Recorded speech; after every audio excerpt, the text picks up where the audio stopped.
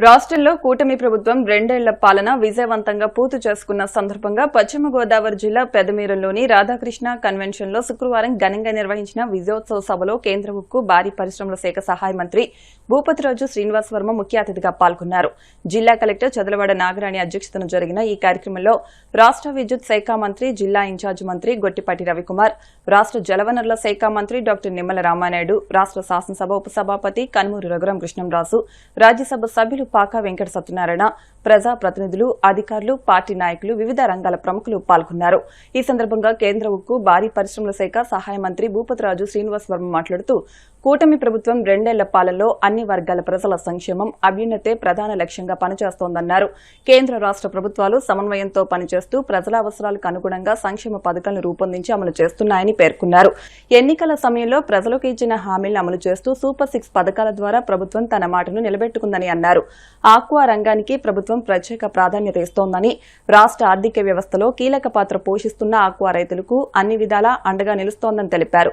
రాష్ట్ర విద్యుత్ శాఖ మంత్రి, జిల్లా ఇన్ఛార్జి మంత్రి గొట్టిపాటి రవికుమార్ మాట్లాడుతూ ముఖ్యమంత్రి నారా చంద్రబాబు నాయుడు, ఉప ముఖ్యమంత్రి పవన్ కళ్యాణ్ నాయకత్వంలో ప్రధానమంత్రి నరేంద్ర మోదీ సహకారంతో రాష్ట్రం వేగంగా అభివృద్ది చెందుతోందన్నారు. రాష్ట్ర జలవనరుల శాఖ మంత్రి డాక్టర్ నిమ్మల రామానాయుడు మాట్లాడుతూ రాష్ట్ర ప్రభుత్వం రూపొందించిన ఇరిగేషన్ క్యాలెండర్లో చేర్చి గోదావరి డెల్టా ప్రాంతంలో 36 ప్రధాన ప్రాజెక్టులను రాబోయే 3 సంవత్సరాల్లో పూర్తి చేయనున్నట్లు తెలిపారు. 2027 నాటికి పోలవరం ప్రాజెక్టును పూర్తి స్థాయిలో వినియోగంలోకి తీసుకురావడానికి ప్రభుత్వం కట్టుబడి పనిచేస్తోందన్నారు.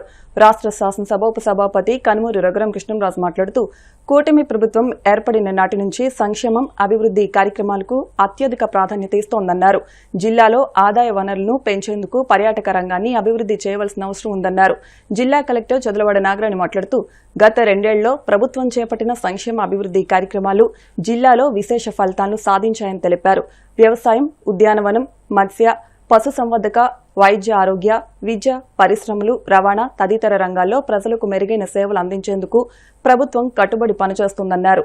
రైతులకు పంట రుణాలు, పీఎం కిసాన్, అన్నదాత సుఖీభావ వంటి పథకాల ద్వారా ఆర్థిక సహాయం అందించడంతో పాటు వ్యవసాయ యాంత్రీకరణ, డ్రోన్ సాంకేతికత వినియోగాన్ని ప్రోత్సహించామని తెలిపారు.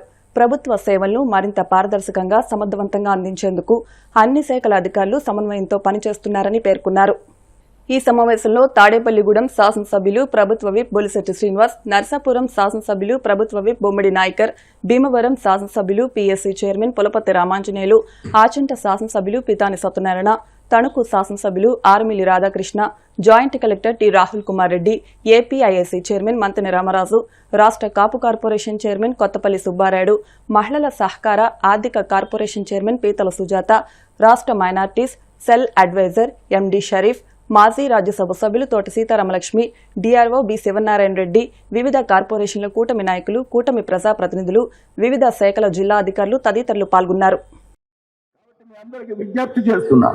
ప్రభుత్వాల యొక్క సంక్షేమ కార్యక్రమాలు ప్రజల్లోకి తీసుకువలసినటువంటి బాధ్యత కార్యకర్తలది. ప్రజలకి, ప్రభుత్వానికి మధ్యగా వారధిగా పనిచేయవలసినటువంటి బాధ్యత కూటమి పార్టీలకు చెందినటువంటి కార్యకర్తలది. ఈ బాధ్యత మీరు తీసుకోవాలి. ఎన్ని అభివృద్ధి కార్యక్రమాలు పెద్ద ఎత్తున రాష్ట్రంలో జరుగుతూ ఉంటే ఈ మధ్య కాలంలో మాట్లాడుతూ ఉన్నారు ఆ పార్టీకి చెందినటువంటి నాయకులు. అభివృద్ధి ఎక్కడ జరిగింది? ఈ రాష్ట్రంలో కోట్ల రూపాయల పెట్టుబడులు వచ్చాయని మీరు చెప్తూ ఉన్నారు. పెట్టుబడులు ఎక్కడ వచ్చాయని అడుగుతూ ఉన్నారు. కొన్ని చోట్ల ప్రభుత్వాన్ని రెచ్చగొట్టేవంటి కార్యకలాపాలు చేయడానికి ప్రయత్నం చేస్తున్నారు. కొన్ని చోట్ల మన శాసనసభ్యులు ద్వారా ప్రజల కోసం నిరంతరం ప్రజల్లో తిరిగి పనిచేస్తుంటే వారిని రెచ్చగొట్టేటువంటి కార్యకలాపాలు చేస్తూ ఉన్నారు. కొన్ని చోట్ల ఓటమి పార్టీలకు చెందినటువంటి కార్యకర్తల్ని రెచ్చగొట్టేటువంటి ప్రయత్నాలు చేస్తున్నాం. కానీ మనందరి దృష్టి అభివృద్ధి మీద ఉన్నది, సంక్షేమం మీద ఉన్నది అనేటువంటి విషయం మనందరికీ కూడా తెలుసు. ఇటువంటి రెచ్చగొట్టేటువంటి కార్యకలాపాలు మానుకోపోతే, అర్థం బద్దం లేనటువంటి విమర్శలు మానుకోపోతే జగన్మోహన్ రెడ్డి ఈ వేదిక నుంచి చెప్తా ఉన్నాం. నువ్వు గతంలో అనేక రకాల హింసలు పెట్టావు. కూటమికి చెందినటువంటి కార్యకర్తలను అక్రమైనటువంటి కేసులు పెట్టావు. కుటుంబ తగాదాల్లో తలదూచావు. సర్వత్ర తగాదాల్లో తలదూచావు. ఆఖరికి పడగదిలో భార్యాభర్తల మధ్య మనస్పర్ధలు వస్తే వాటిలో కూడా తలదూచినటువంటి దౌర్భాగ్యకరమైనటువంటి ప్రభుత్వం ఇది.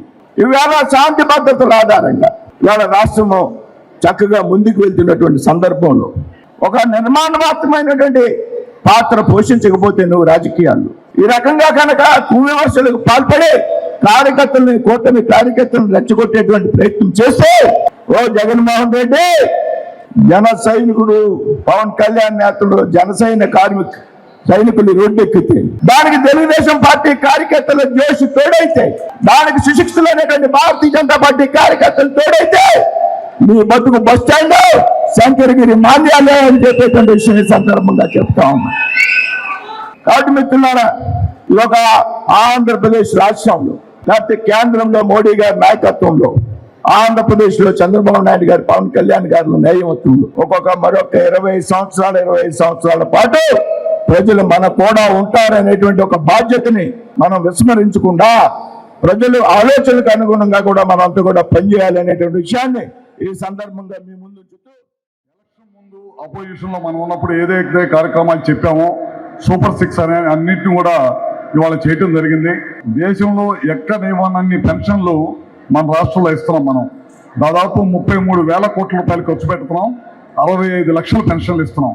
ఎలక్షన్ ముందు ఏదైతే చెప్పామో ఏప్రిల్ మాసం మే మాసం 7,000 కూడా కలుపుకొని మనం పెన్షన్ ఇచ్చామన్నమాట. జగన్మోహన్ రెడ్డి 2,000 నుంచి 3,000 పెన్షన్ చేయడానికి 5 సంవత్సరాలు పట్టింది. మనం జనవరి నుంచి 1,000 రూపాయలు 2,000 చేస్తే నేనే 2,000 పెంచానని చెప్పి ఒక అబద్ధం చేశాడు. ఆ పార్టీ అధికారంలోకి వచ్చిందే అబద్ధాలు మోసాలతోటి ఆ పార్టీ అధికారంలోకి వచ్చిందని చెప్పడంలో ఎంతకంటే వేరేది అర్థం లేదు. గడిచిన 5 సంవత్సరాలు ఒక్క తట్ట మట్టి కూడా వేయలేదు. రోడ్లన్నీ కూడా సర్వనాశనం చేస్తే మన ప్రభుత్వం అధికారంలోకి వచ్చిన తర్వాత చాలా పెద్ద ఎత్తున ఆర్ఎంబి రోడ్లు వేసాం. గడిచిన 5 సంవత్సరాల్లో ప్రాజెక్టులన్నీ కూడా సర్వనాశనం చేశారు. పంటలు కూడా సర్వనాశనం చేస్తే మన ప్రభుత్వం అధికారంలోకి వచ్చిన తర్వాత నేను రామానాయుడు గారికి ఫైనాన్స్ మినిస్టర్ గారికి చెప్పాం, మనం ఈ మాట ఇచ్చామని చెప్పగానే ఇమ్మీడియట్ గా 10 కోట్ల రూపాయలు శాంక్షన్ చేసి ఇమ్మీడియట్ గా ఆ పనులు పూర్తి చేపించి మొత్తం కూడా డబ్బులు ఇచ్చిన ఘనత ఈ కూటమి ప్రభుత్వం అనమాట. ఇట్లా రాష్ట్రంలో నలుమూలలో కూడా ఎక్కడ ఏదున్నా సరే అన్ని కార్యక్రమాలు చేసుకుంటా ముందుకెళ్తుంది ఈ కూటమి ప్రభుత్వం. రాబోయే రోజుల్లో ఇంకా చాలా పెద్ద ఎత్తున ఈ కూటమి ప్రభుత్వం ఏ నమ్మకంతో అయితే ప్రజలు విశ్వాసంతో అయితే ఈ కూటమి ప్రభుత్వానికి మీరు అండగా ఉన్నారో అదే నమ్మకం అదే విశ్వాసంతో తప్పకుండా అన్ని మంచి కార్యక్రమాలు ప్రజలకు ఉపయోగపడే కార్యక్రమాలు అన్ని కూడా చేస్తామని చెప్పి కూడా మరొకసారి తెలియజేసుకుంటూ 2,40,000 అంటే ఒక 10 ఎకరాల మీద కూడా రానిటువంటి ఆదాయం ఈరోజు మన పింఛన్ రూపంలో ఒక కుటుంబానికి ఒక వ్యక్తికి ఇస్తున్నామని అంటే ఆ వృద్ధులు వితంతులు దివ్యాంగుల్ని ఆదుకోవాలనేటువంటి మానవత్వంతో ఈ రోజు ఈ ప్రభుత్వం పనిచేస్తూ ఉంది. ఆ రోజు మనందరం కూడా చూసాం, జగన్మోహన్ రెడ్డి మీ పిల్లలకి మేనమామగా ఉంటానని చెప్పాడు. అధికారంలోకి వచ్చాక ఒక్క బిడ్డకే మేనమామగా ఉన్నటువంటి పరిస్థితి. కానీ తల్లికి వందనం ద్వారా ఎంతమంది పిల్లలుంటే అంతమందికి కూడా మనం ఈరోజు తల్లుల అకౌంట్లో అమౌంట్లు వేస్తూ ఉన్నాం. ఆక్వా రైతుగా చూశాను, ఎక్కడైనా ఒక సర్వీస్ కి నేను అప్లై చేసుకుంటే ఆ రోజు నాకు సర్వీస్ ఛార్జీలు మాత్రమే పడేవి. అంటే ఒక 40 HP నేను సర్వీస్ కోరితే 40 HPకి 80,000 రూపాయలు కడితే నాకు ట్రాన్స్ఫారం వేసేవారు. 2 లక్షలు 3 లక్షల ట్రాన్స్ఫారం ఆ రోజు ఆక్వా రైతుకు ఉచితంగా తెలుగుదేశం ప్రభుత్వ హయాంలో ఆ రోజు వచ్చేది. కానీ గొడ్డల పార్టీ అధికారంలోకి వచ్చింది 19లో. ఆ రోజు పాదయాత్రలో ₹1.5 ఇస్తానని చెప్పి ఒక చేత్తో ₹1.5 ఇస్తూనే మరొక చేత్తో aqua zone non aqua zone అని పెట్టాడు. 10 ఎకరాల పైబడిన నిబంధనలు పెట్టాడు. దానితో 100కి 90% మందికి ఆ రోజు విద్యుత్ సబ్సిడీ ఎగ్గొట్టినటువంటి పరిస్థితి. అంటే ఇటువంటి విన్యాసాలు ఎన్నో ఆ రోజు జగన్మోహన్ రెడ్డి పాలనలో నేను ఎమ్మెల్యేగా ఉన్న ఆక్వా రైతుకి ఇవన్నీ నా అనుభవం. కానీ ఈ రోజు ఈ కూటమి ప్రభుత్వం అధికారంలోకి వచ్చిన తర్వాత ఆక్వాజోను నాన్ ఆక్వాజోన్ నిబంధన తీసేసి 10 ఎకరాల పైబడినటువంటి నిబంధనలు ఎత్తేసి ఆక్వా అంటే చాలు ₹1.5 సబ్సిడీ ఇస్తామని చెప్పినటువంటి ప్రభుత్వం ఈ రోజు కూటమి ప్రభుత్వం. ఒకే ఒక్క మాట నేను స్పష్టంగా చెప్పాలనుకున్నది, ఇంతకంటే బాగా ఎవరు పరిపాలించలేరు అనే విధంగా ఈ కూటమి చక్కగా పనిచేస్తుంది. గత ప్రభుత్వాన్ని మనం చూసాం, ఎన్ని ఇబ్బందులు పడ్డామో అందరికీ తెలుసు. ఇప్పుడు ఆర్థికంగా ఇబ్బందులు ఉన్నప్పటికీ ఆ కష్టాలని మరి పంటి బిగువనే ఓర్చుకొని కేంద్ర సహకారంతో చంద్రబాబు నాయుడు గారు, పవన్ కళ్యాణ్ గారి కష్టంతో అభివృద్ధి చేసుకుంటూ, అలాగే సంక్షేమంలో కూడా వడివడిగా అడుగులేస్తూ చెప్పినవన్నీ ఆల్మోస్ట్ పూర్తి చేసే దిశగా పరుగులు పెడుతూ ఉన్నాం. అభివృద్ధి గురించి మేము ఎక్కువ చెప్పుకుంటే బాగోదు. మీకే తెలుసు ఎంత జరిగింది అనేది. ఎప్పుడు గతాన్ని అంటే 2 ఏళ్ల ముందు జరిగిన దాన్ని మర్చిపోకుండా ఈ 2 ఏళ్ళు ఏమి జరిగింది, రాబోయే 3 సంవత్సరాలు ఇంతకంటే మంచే జరుగుతుంది, అందులో ఎటువంటి అపనమ్మకం మీరు పెట్టుకోక్కర్లేదు. 2018 నుంచి 2024 వరకు జరిగినటువంటి అనేక రాజకీయపరమైనటువంటి సంఘటనల్లో ఈ రాష్ట్రం ఎదుర్కొంటున్నటువంటి 4 ప్రధానమైనటువంటి సమస్యలు: 1 Amaravati, 2 Polavaram, 3 Visakhapatnam railway zone, 4 Visakhapatnam steel city. ఈ 4టికి కూడా కేంద్ర ప్రభుత్వమే బాధ్యత వహించాలని, భారతీయ జనతా పార్టీ ఆంధ్రప్రదేశ్ రాష్ట్రానికి ఏమీ చేయలేదని ప్రజల దృష్టిలో ఒక దోషిగా నిలబెట్టినటువంటి పరిస్థితి గత చరిత్ర చూపుతూ వచ్చింది. ఈ 4 ప్రధానమైన సమస్యలు ఎన్డీఏ కూటమిలో ఉన్నటువంటి భారతీయ జనతా పార్టీ పక్షంగా దీన్ని డిక్లేర్ చేసేటటువంటి అవకాశం ఉన్నటువంటి విషయాన్ని ఈ వేదిక ద్వారా కార్యకర్తలందరికీ కూడా తెలియజేస్తున్నాం. మిత్రులారా, కేంద్ర ప్రభుత్వం నరేంద్ర మోడీ గారి ఆధ్వర్యంలో, ఎన్డీఏ కూటమి ఆధ్వర్యంలో మన రాష్ట్రానికి ఎన్నో నిధులు ఇచ్చారు నరేంద్ర మోడీ గారు. పోలవరం నిర్మాణం చేసుకోవడానికి, అమరావతి రాజధాని నిర్మించుకోవడానికి, వైజాగ్ స్టీల్ ప్లాంట్ పునరుద్ధరించడానికి బ్రహ్మాండమైన నిధులు ఇచ్చారు మోడీ గారు వచ్చిన తర్వాత. మోడీ గారు 12 సంవత్సరాల పాలనలో భారతదేశం అన్ని రంగాల్లో అభివృద్ధి చెందుతుంది. చంద్రబాబు నాయుడు గారి పరిపాలనలో, ఉప ముఖ్యమంత్రి పవన్ కళ్యాణ్ గారి పరిపాలనలో ఏ అయితే వాగ్దానాలు చేశామో ఆ వాగ్దానాలన్నీ అమలు జరిపాం. ఏ ఒక్క వాగ్దానం కూడా వెనకంజి వేయలేదు. మనమందరం ఐకమత్యంగా ఉండి, ఈ కూటమి ఐకమత్యంగా ఉండి మరిన్ని అభివృద్ధి సంక్షేమ కార్యక్రమాలు చేసి రాగల 3 సంవత్సరాల్లో రాష్ట్రాన్ని అన్ని రంగాల్లో అభివృద్ధి చేయడానికి నిరంతరం కృషి చేద్దామని మీ అందరూ సహకారం కావాలని చెప్పి కోరుకుంటూ ప్రతి కార్యకర్తను కూడా నేను మాట్లాడి తెలియజేసేది ఒకటే మీ అందరికీ కూడా, ఈరోజు ఎన్డీఏ కూటమి ప్రభుత్వానికి ప్రజలు ఒక నమ్మకంతో అవకాశం కల్పించారు. మనందరికీ కూడా ఏదైతే ఈ కూటమి ధర్మంలో మనందరూ కలిసి ప్రజలందరికీ కూడా అండగా ఉండవలసిన అవసరం ఉంది. ఈ 5 సంవత్సరాలు కాదు, ఆంధ్ర రాష్ట్ర ప్రజల అభివృద్ధి పదాలను ముందుకు తీసుకెళ్లాలంటే కనుక ఆంధ్ర రాష్ట్రాన్ని అన్ని రకాలుగా కూడా ఏదైతే ఒక మంచి అమరావతి రాజధానిగా, ఏదైతే పోలవరాన్ని కూడా మన ఆంధ్ర రాష్ట్ర ప్రజలు కల్పించే విధంగా కూడా జరగాలంటే ప్రతిదీ కూడా రాబోయే 5 సంవత్సరాలు కూడా ఏదైతే మన కూటమి ప్రభుత్వం తప్పనిసరిగా మరోసారి మనకి అధికారంలో రావాల్సిన అవసరం ఉంది. దయచేసి మనందరినీ కోరేది ఒకటే, ప్రతి ఒక్క కార్యకర్త కూడా అటు తెలుగుదేశం పార్టీ కానీ, జనసేన పార్టీ కానీ, బీజేపీ పార్టీ కానీ 3 పార్టీల నుంచి కూడా ఒక సమన్వయంతో కలిసి రాబోయే ఎలక్షన్స్ ఏదైతే ఉన్నాయో మనం మున్సిపాలిటీలు కానీ, జడ్పీటీసీలు కానీ, పంచాయతీలు కానీ ప్రతి ఎలక్షన్ లో కూడా ఏదైతే స్ట్రైక్ రేట్ మనం ఈరోజు కూటమి ప్రభుత్వం గెలిచిందో అదే స్ట్రైక్ తోటి రాబోయే ఎలక్షన్స్ లో కూడా అన్ని గెలవాల్సిన అవసరం ఉంది. మరి గడిచిన 5 సంవత్సరాల విధ్వంసం నుంచి ఈ రోజు వికాసంలో అడుగుపెట్టి 2 సంవత్సరాల 11 రోజులు పూర్తి చేసుకున్నాం. మరి ఆ దరిద్రం వదిలించుకుంటాకి ఇంకా పోయింది కదా అని చెప్పి అభివృద్ధి చేస్తూ ఉంటే ప్రతిరోజు ఒక ప్రెస్ మీట్ పెట్టడం, చంద్రబాబు నాయుడు గారి మీద కానీ, పవన్ కళ్యాణ్ గారి మీద కానీ, లోకేష్ గారి మీద కానీ బుర్రతల్లి కార్యక్రమం చేపట్టడం తప్ప ఈ జగన్మోహన్ రెడ్డికి ఇంకేమీ తెలియదని విషయం మీకు తెలుసు.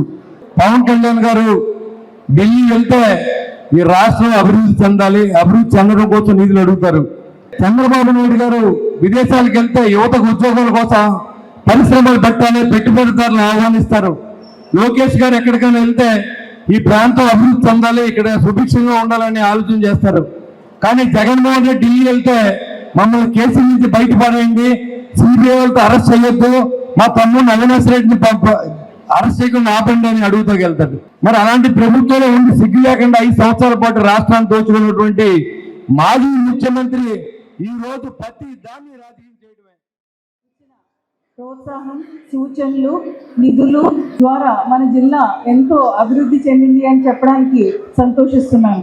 ప్రజా సంక్షేమం కోసమై వారి యొక్క ప్రజల అభివృద్ధి ధ్యాసగా వారు ఇచ్చిన కార్యక్రమాలు, వారు చేసే ఫాలోఅప్, ప్రతి 3 నెలలకి పెట్టే కలెక్టర్స్ కాన్ఫరెన్సు, నిరంతర సమీక్షల ద్వారా మన జిల్లా ఎంతో ముందుకి వెళ్తూ ఉంది. 2 సంవత్సరాల క్రితం మనం గుర్తు చేసుకుంటే విజయవాడలో విపరీతమైన వరదలు వచ్చినప్పుడు మన జిల్లా ప్రజలందరూ కూడా ఎంతో సహృదయంతో 1,27,00,000 నిధుల్ని సమీకరించి సీఎం గారికి అందజేయడం ఈ సందర్భంగా గుర్తు చేసుకోవాల్సిన విషయం. ఇది వారి యొక్క ధాతృత్వానికి, పశ్చిమ గోదావరి జిల్లా ప్రజల యొక్క మంచితనానికి నిదర్శనంగా నిలుస్తుంది. మన జిల్లా యొక్క అభివృద్ధికి మన జిల్లా మంత్రివర్యులు గారిని, మన ఇరిగేషన్ మంత్రివర్యులు, సెంట్రల్ మినిస్టర్ గారు అనేక రకాలుగా వారి యొక్క సహాయాన్ని అందించి జిల్లాని ప్రగతి పథంలో ముందుకు వెళ్ళడానికి సహాయకరం చేస్తున్నారు.